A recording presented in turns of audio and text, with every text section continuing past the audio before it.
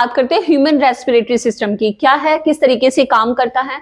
तो इसमें दो चीजें हैं ह्यूमन रेस्पिरेटरी सिस्टम में। एक तो है बेटा पैसेज, जिससे एयर जो होती है वो आपके बॉडी में एंटर कर रही है, वो पूरा पैसेज, और उसी से वो जो गैसेस आपके लिए एज अ वेस्ट प्रोडक्ट हैं लाइक CO2 वो आपके बॉडी से बाहर निकल रही है, ठीक है। तो जो पैसेज होता है वो क्या है कि the respiratory system in the human being consist of a passage way for the fresh airs of flow from outside to the lungs, जिससे क्या होता है कि आपके एटमॉस्फेयर, आपकी सराउंडिंग से आपके लंग्स तक एयर जाती है और आपके पूरे बॉडी से लंग्स में आती है, और लंग्स से वापस उसी ट्रैक से, उसी पैसेज से क्या होता है, जो वेस्ट गैसेस है, जो CO2 है, वो आपके बॉडी से बाहर निकल जाती है। और इस पूरे पैसेज को बनाने के लिए क्या क्या चीजें हैं जो इसमें इंक्लूड होती हैं, वो होते हैं बेटा आपका एक्सटर्नल नॉस्ट्रिल्स, और नॉस्ट्रिल्स के बैक साइड में आपके प्रेजेंट होती है कैविटी, जिसे हम कहते हैं नेसल कैविटी, और नेसल कैविटी जहां पे एंड होती है उन्हें हम कहते हैं इंटरनल नॉस्ट्रिल्स। इसके अलावा आपके पास प्रेजेंट होती है फेरिंग्स, लैरिंग्स एंड ट्रैकिया। ये सारी चीजें मिलकर आपके लिए वो एयर के फ्लो के लिए क्या बनाते हैं, एक पैसेज को कंप्लीट करती हैं। अगर हम बात करें respiratory organ in human being, तो वो सिर्फ होते हैं आपके पास लंग्स।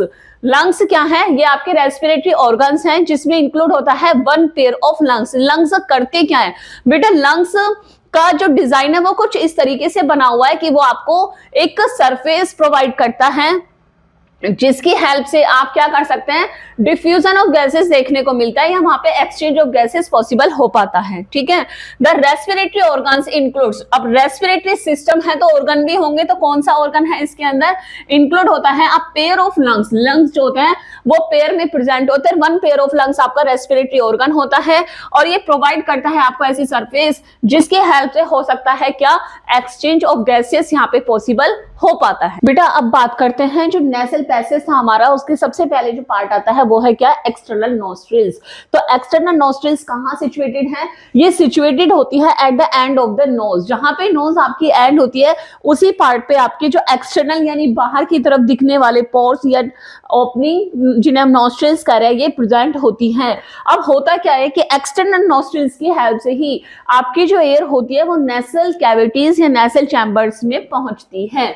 तो बताया जा रहा है कि situated at the end of the nose are enters, air जो होती है वो एंटर करती है थ्रू द नोस्ट्रिल्स, इन्हीं नोस्ट्रिल्स से एयर आपके नोज में एंटर करती है and reach into a pair of nasal cavity, और एक्सटर्नल नोस्ट्रिल से जो एयर होती है वो आपकी अब नेसल कैविटी या नेसल चैम्बर्स में पहुंच जाती है। अब यहाँ पे इंपॉर्टेंट चीज है जो आपने ध्यान रखनी है कि यहाँ पे दो चीजें हो रही हैं, एक तो फूड पाइप से नेसल कैविटी जो चैम्बर्स हैं जो ओपन होंगे उसमें उस कैविटी में सेपरेशन होगा, और जो नेसल चैम्बर्स होते हैं वो दो नेसल चैम्बर्स होते हैं, उनके बीच में भी क्या होता है, एक सेप्टम प्रेजेंट होता है जो इनको सेपरेट करता है। तो ध्यान से सुनेंगे। अब जो नेसल कैविटी है वो क्या कह रही है कि nasal cavity are separated, nasal cavity separate होती है फ्रॉम अ ओरल कैविटी, क्योंकि नेसल कैविटी और ओरल कैविटी जो साइड बाय साइड है ये कैसे सेपरेट है, बाय अ बोनी पैलेट। एक बोनी पैलेट की हेल्प से जो ओरल कैविटी होती है वो नेसल कैविटी से सेपरेट रहती है। दूसरी बात है कि जो नेसल चैम्बर्स या कैविटीज है वो दो हैं, तो दोनों को सेपरेट करने के लिए क्या रिस्पॉन्सिबल होता है, two nasal cavities are separated from each other by a nasal septum. Nasal में प्रेजेंट जो सेप्टम है वो है नेसल सेप्टम, और ये नेसल सेप्टम करता क्या है, दोनों ही नेसल चैम्बर्स को सेपरेट करने का काम करता है। इन्हीं सेपरेशंस की वजह से हम खाते खाते भी क्या कर सकते हैं, सांस ले सकते हैं, यानी ब्रीदिंग और जो हम इंटेक करते हैं फूड का वो दोनों ही एक समय पे पॉसिबल हो पाता है, ठीक है। अब बात कर रहे हैं इसी नेसल कैविटी की कि सेपरेशन हो गया, लेकिन अब इसकी इंटरनल बात करते हैं कि इसमें क्या क्या चीजें प्रेजेंट है, किस तरीके से ऑर्गेनाइज होती है। तो nasal cavity are lined with, अब नेसल कैविटी में क्या क्या है इसके अंदर देखो, सबसे पहले कि इसके अंदर क्या होता है, ciliated pseudo stratified columnar epithelium, यानी इसमें जो सेल्स टिश्यूज है वो क्या है, ciliated pseudo stratified columnar epithelium tissue यहाँ पे प्रेजेंट होता है। और इसी टिश्यूज के अंदर बेटा जो सेल्स होती हैं उसमें लार्ज अमाउंट में ग्लैंड सेल्स हमारी प्रेजेंट होती हैं, और ये ही ग्लैंड सेल्स क्या करती हैं, so that they inspired air warm moisture and becomes dust free, ये जो ग्लैंड सेल्स हैं इनसे म्यूकस का सिक्रेशन होता है, जिसकी वजह से जो एयर होती है वो थोड़ी वार्म भी हो जाती है और जितने भी डस्ट पार्टिकल्स आपके एयर में जाते हैं वो सब वहीं पे ट्रैप कर लिए जाते हैं, ठीक है।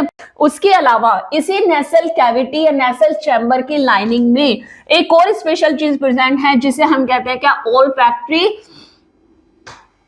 एपिथेलियम।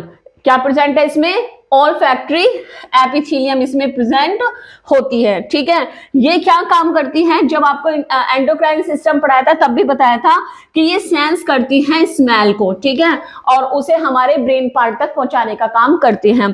तो ये जो ओल्फैक्टरी एपिथेलियम है ये क्या करेगी, ये एक्ट करती है as a organ of smell, smell को सेंस करने का काम ये करती है, ठीक है। और फाइनली ये नेसल कैविटी या चैम्बर जो होता है आपका ओपन हो जाता है इनटू द फेरिंग्स, ओके। बेटा अभी आपको बताया कि जो नेसल चैम्बर्स होते हैं वो किस में ओपन होंगे। अब जो नेसल चैम्बर्स हैं वो नेसल चैम्बर्स आपके इंटरनल, यानी ये जो बाहर की तरफ जो ओपन नोज थी, इसमें ये बाहर की तरफ जो नोस्ट्रिल्स थे, ये कौन से नोस्ट्रिल्स हैं, ये होते हैं आपके नोज में एक्सटर्नल नोस्ट्रिल्स, ठीक है। अब ये नोस्ट्रिल्स आपके किस में चले गए थे, नेसल चैम्बर्स में ओपन हुए थे। ये पूरा नेसल चैम्बर है और पीछे भी नोस्ट्रिल्स होते हैं जिसे हम कहते हैं क्या, इंटरनल नोस्ट्रिल्स। अब ये इंटरनल नोस्ट्रिल्स कहां पे ओपन होंगे, ये एक वर्टिकल ट्यूब है, इसी वर्टिकल ट्यूब को हम कहेंगे फेरिंग्स और ये इसमें ओपन हो जाएंगे। तो फेरिंग्स में दूसरी बात, इसी फेरिंग्स में आपका ये जो बक्कल कैविटी है, ठीक है, ओपन माउथ वाली जो पार्ट है, ये बक्कल कैविटी भी कि देखो किस में ओपन हो रही है, इसी वर्टिकल ट्यूब में ओपन होती है जिसे हम कहते हैं क्या, फेरिंग्स। तो फाइनली आपकी ये नेसल चैम्बर्स और बक्कल कैविटी दोनों ही ओपन हो जाती है एक वर्टिकल ट्यूब में, जो एक शॉर्ट सी वर्टिकल ट्यूब है जिसे हम कहेंगे क्या, फेरिंग्स, ठीक है। तो it is a short vertical tube located in the head at the back of the buccal cavity.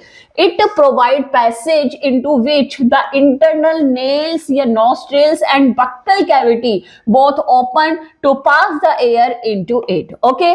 इसके अलावा ये क्या कर रहा है, जो फेरिंग्स होती हैं, ठीक है, इस फेरिंग्स में क्या है, एक एपरेटस होता है जिसे हम ग्लोटिस कहते हैं, ठीक है। The pharynx provide passage into the trachea. अब यही पैसेज क्या करेगा, ये ट्रैकिया यानी जो आपकी विंड पाइप है उसी में क्या देता है, एक रास्ता देता है, ठीक है। The passage provide passage into the trachea और a wind pipe through a slit like apparatus. Slit like apparatus इसमें प्रेजेंट होता है जिसे हम कहते हैं क्या, ग्लोटिस, ठीक है। अब ये ग्लोटिस क्या करेगा, ग्लोटिस ऑलवेज रिमेन ओपन। जो ग्लोटिस स्ट्रक्चर है वो हमेशा ओपन ही रहती है, लेकिन जब आप खाना खाते हैं, ठीक है, यहां से जब आप सांस लेते हैं तो इस ग्लोटिस से विंड पाइप में एयर तो हमेशा जाती रहती है, लेकिन जब आप स्वेलोइंग करते हैं यानी खाने को निगल रहे होते हैं तो इसी ग्लोटिस पर एक कार्टिलेज की बनी हुई फ्लैप लाइक स्ट्रक्चर प्रेजेंट होती है जिसे हम कहते हैं क्या, एपिग्लोटिस। तो वो एपिग्लोटिस क्या कर लेती है, इसको कवर कर लेती है, ठीक है, क्या कर लेती है, इसको कवर कर लेती है, विंड पाइप को हम यहां से ग्लोटिस को कवर कर लेती है और बाकी पार्ट से फूड नीचे चला जाता है, ठीक है। स्वेलोइंग टाइम पे तो ग्लोटिस क्लोज हो जाएगी, अदरवाइज ये हमेशा ओपन रहती है जिसके थ्रू आपके जो ट्रैकिया है, जो विंड पाइप है, उसमें क्या होती रहे, हवा जाती रहे, ठीक है। The glottis always remain open except during the swallowing. खाने को निगलते वक्त ये बंद हो जाती है and the glottis bears a flap like cartilaginous flap structure which is known as epiglottis at its anterior margin. इसके एंटीरियर मार्जिन पर ही एक फ्लैप लाइक स्ट्रक्चर प्रेजेंट है जिसे हम एपिग्लोटिस कहते हैं। During the swallowing the epiglottis close the glottis to check the entry of the food, ठीक है, फूड की एंट्री को चेक करती है। अगर एंट्री आपके रेस्पिरेटरी ट्रैक में हो जाती है फूड की तो ये काफी ज्यादा फैटल हो सकता है, यानी डेंजर हो सकता है, ठीक है।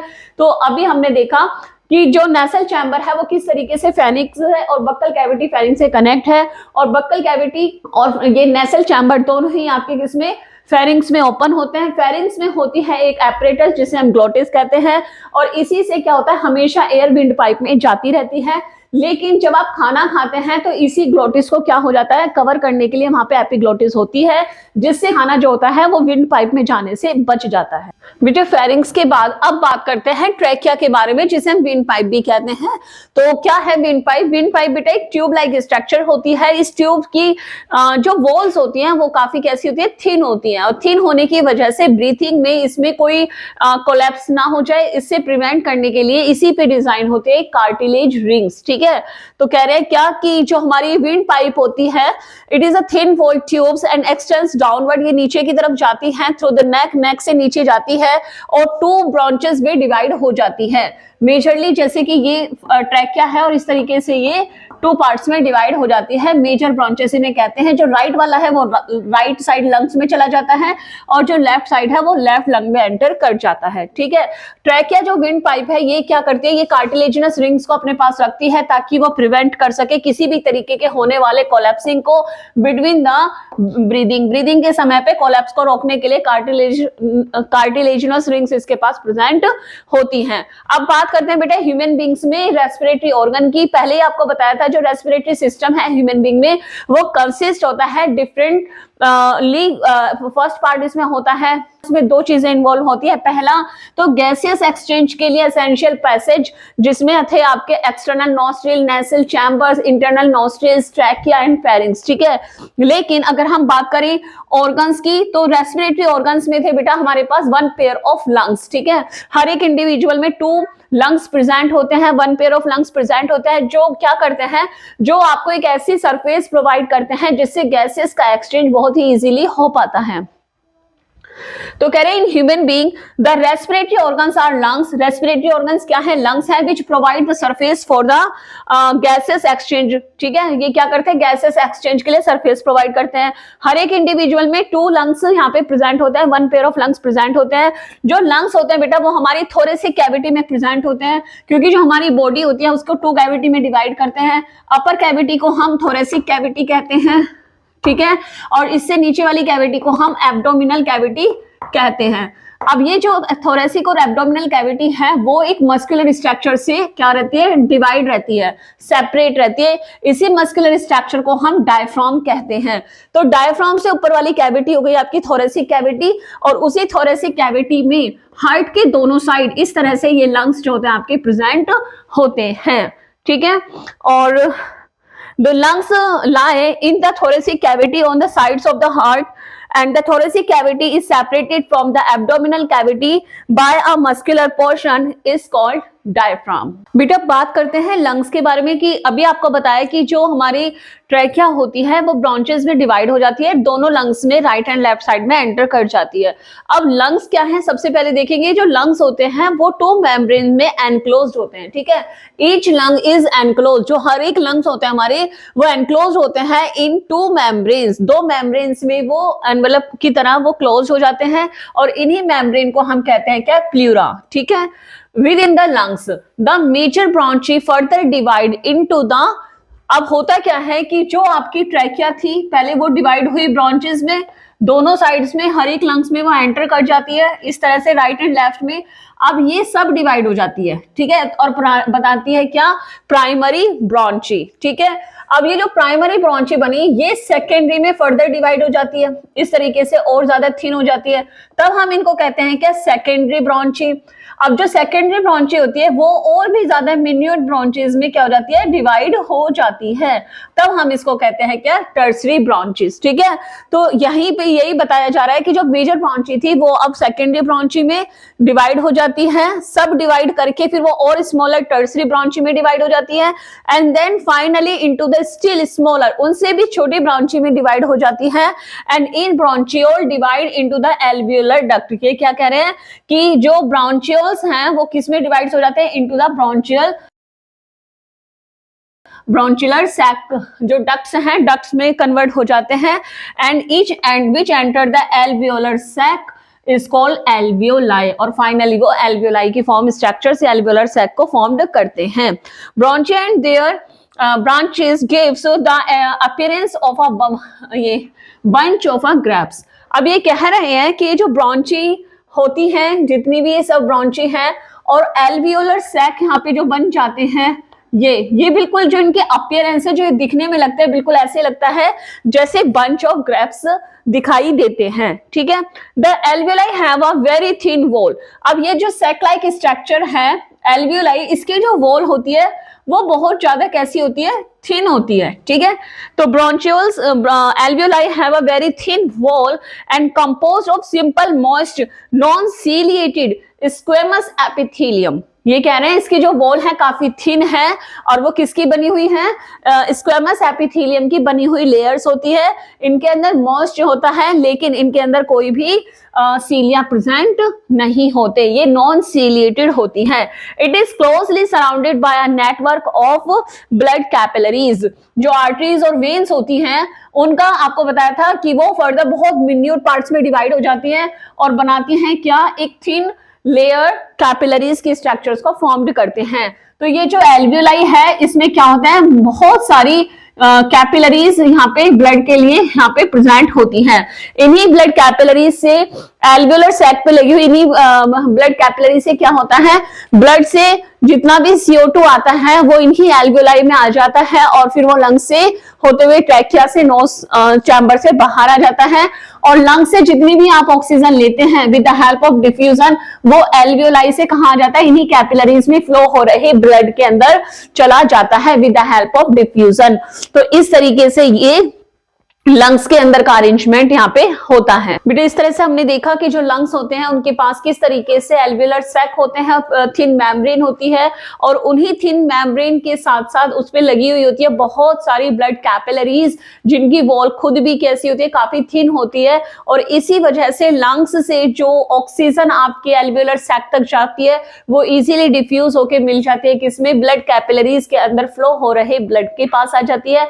और जो ब्लड कैपिलरीज में फ्लो हो रहा ब्लड जो CO2 आपके बॉडी से लाता है वो इजीली डिफ्यूज होकर आ जाता है आपके एल्वियोलर सैक में, ठीक है। तो अब यहाँ पे वही बताया जा रहा है कि the surface of alveoli is very large.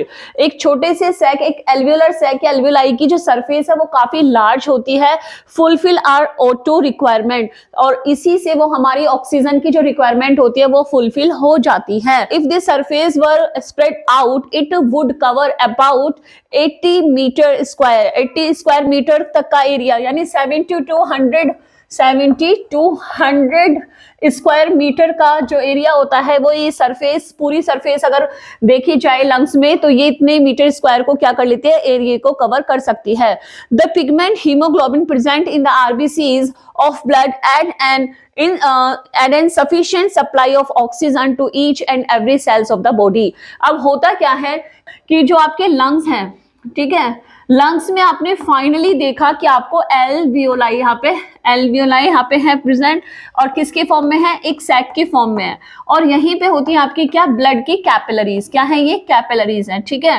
अब होता क्या है कि जब लंग्स से ऑक्सीजन अंदर आती है तो यहाँ पे लार्ज अमाउंट में ऑक्सीजन होती है एल्वियोलाई सैक के अंदर, तो ये इजीली डिफ्यूज हो जाती है किसमें, कैपिलरीज में।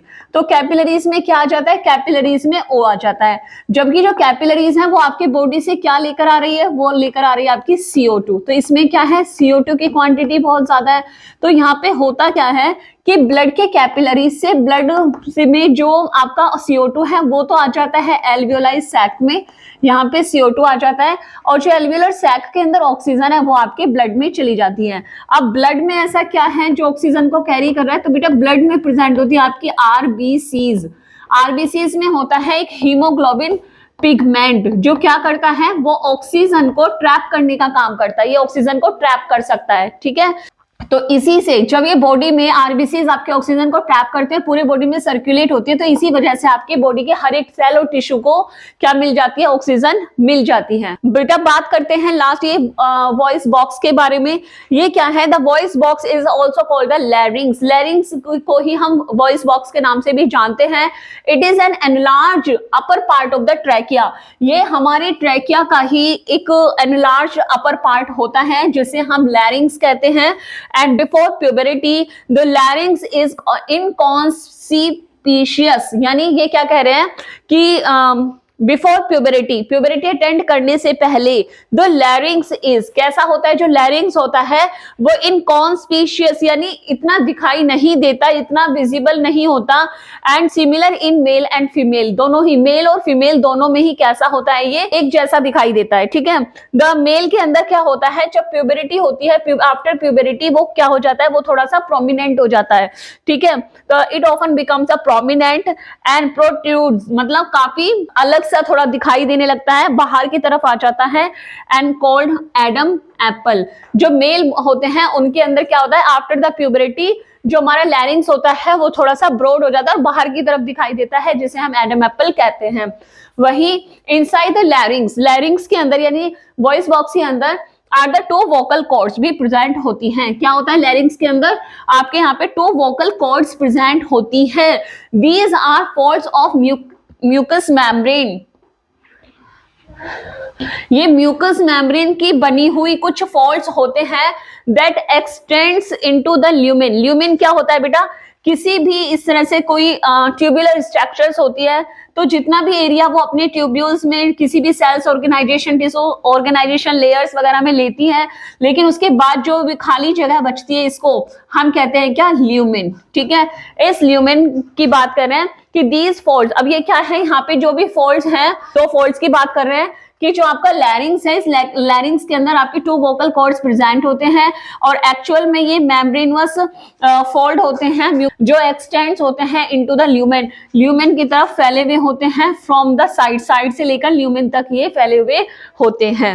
बेटा बात करते हैं मैकेनिज्म ऑफ ब्रीदिंग की। क्या कह रहे हैं कि जो ब्रीदिंग के लिए हमारी जो लंग्स के अंदर मूवमेंट होती है, कॉन्ट्रैक्शन एंड रिलैक्सेशन, ये एक्शन जो है वो लंग्स अपने आप कंट्रोल नहीं कर पाते हैं, ठीक है। तो lungs can not expand and control their own, lungs अपने आप वो फैलना और सिकुड़ने का काम वो नहीं कर सकते। The contraction and expansion of the lungs is brought about by, ये जो सिकुड़ने और फैलने का जो काम है ये लंग्स का होता है with the help of different type of the muscles. इन्हीं मसल्स को हम कहते हैं डायफ्राम मसल्स, और ये डायफ्राम में जो मसल्स प्रेजेंट थी, डायफ्राम मसल्स, और दूसरा होता है आपका इंटरकोस्टल मसल्स। ये दोनों मसल्स जो होते हैं बेटा ये ही होती हैं जिनकी वजह से लंग्स जो होते हैं वो कॉन्ट्रैक्ट एंड रिलैक्सेशन कर पाते हैं। अब कह रहे हैं कि लंग्स के अंदर जो एयर आती है उसको हम इनहेलेशन कहते हैं, लंग्स से एयर जो बाहर जाती है, फॉल होती है, उसको हम कहते हैं एक्सहेलेशन, ठीक है। Process of breathing is involuntary, हमेशा याद रखना जो ब्रीदिंग का जो प्रोसेस है वो एक इनवॉलेंट्री है, लेकिन जो रेट ऑफ ब्रीदिंग होती है ये हमारे ब्रेन के ही पार्ट से, रेस्पिरेटरी कंट्रोलिंग पार्ट से कंट्रोल होती है। जो अगर बात करते हैं एवरेज रेट की, तो पर मिनट 15 to 18 जो ब्रीदिंग रेट है वो एक average rate of the breathing मानी जाती है। लेकिन जब आप कोई फिजिकल वर्क कर रहे होते हैं बहुत ज्यादा या एल्टीट्यूड्स वगैरह पे होते हैं during the high physical activities, उस समय पे ये आपकी मैक्सिमम जो ब्रीदिंग रेट है वो 20 to 25 पर मिनट तक जा सकती है। बेटा फाइनल टैग पे ये बात कर लेते हैं कि किसी भी सेल्स और टिश्यूज तक ये किस तरीके से पहुंचती है, गैसेस एक्सचेंज टिश्यूज में कैसे हो पाता है।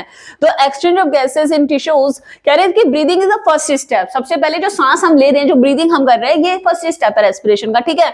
इससे होता क्या है, it involve the exchange of gases between, इससे 2 चीजें हो रही है, क्या कि गैसेस का एक्सचेंज हो रहा है, लेकिन किसके बीच में हो रहा है, 2 चीजों के बीच में हो रहा है कि the air in the alveoli, जो एयर आपकी फाइनली पहुंचती है, कि भाई अभी आपको बताया कि आपके नॉस्ट्रिल्स थे, नॉस्ट्रिल से चैम्बर था, फिर आपके ये फेरिंग्स से ट्रैकिया, ट्रैकिया से होते हुए ये आपके लंग्स में, ब्रोंचियल्स में, फिर प्राइमरी, सेकेंडरी एंड टर्सरी से जाते हुए एल्वियोलर सैक, ठीक है। तो ये कह रहे हैं कि ये जो एल्वियोलर सैक होते हैं इनके बीच में एंड इसी एल्वियोलर सैक पे लगी हुई जो ब्लड कैपिलरीज होती हैं उनके बीच में गैसेस का एक्सचेंज होता है, ठीक है। The air in the alveoli, alveoli के अंदर जो एयर गई है इसका एक्सचेंज होगा, किससे होगा, the blood in the capillaries around the alveoli, इसी एल्वियोलाई के पास जितनी भी ब्लड कैपिलरीज हैं इनमें फ्लो हो रहे ब्लड, इसमें क्या फ्लो हो रहा है, ब्लड हो रहा है, ठीक है। तो इसकी गैसेस और इसकी गैसेस के बीच में क्या होगा, एक्सचेंज होगा।